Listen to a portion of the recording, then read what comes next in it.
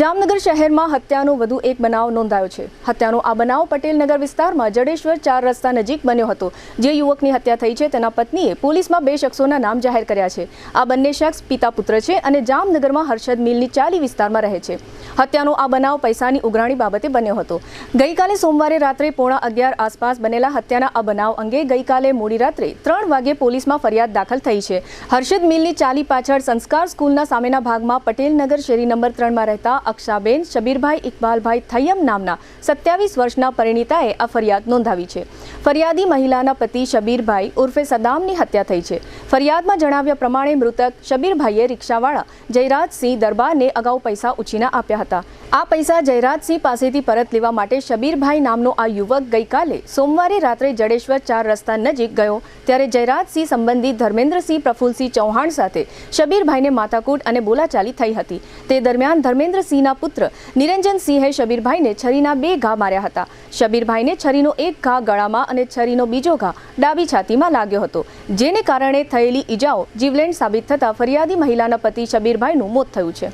પોલીસે હત્યાના આ બનાવ અંગે હર્ષદ મિલની ચાલી શેરી નંબર 2 માં રહેતા નિરંજનસિંહ ધર્મેન્દ્રસિંહ ચૌહાણ અને તેના પિતા ધર્મેન્દ્રસિંહ પ્રફુલસિંહ ચૌહાણ વિરુદ્ધ મર્ડરનો ગુનો દાખલ કર્યો છે। મરનારના પત્ની અક્ષાબેનની ફરિયાદના આધારે પોલીસે આ બનાવની તપાસ હાથ ધરી છે। જામનગરના જડેશ્વર પાર્ક વિસ્તારમાં ગઈકાલે રાતે એક મર્ડરનો બનાવ બનેલો છે।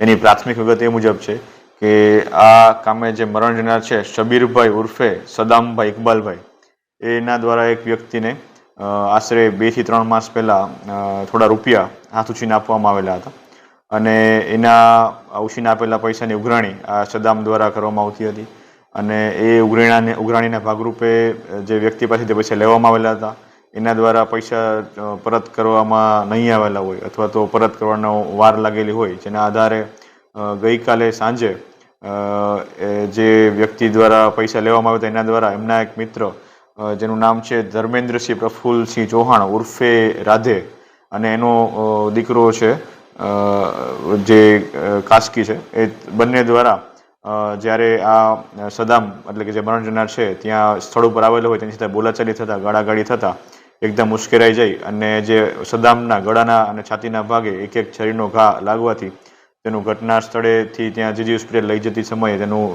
મોત નીપજ્યું હતું અને આ કામે જે આ ફાધર છે ધર્મેન્દ્રસિંહ પ્રફુલસિંહ ચૌહાણ અને એનો પુત્ર છે એ બંનેને વિરુદ્ધમાં 103 BNS મુજબની ફરિયાદ દાખલ થઈ અને અટક કરવા માટેની પ્રોસેસ ચાલુ છે।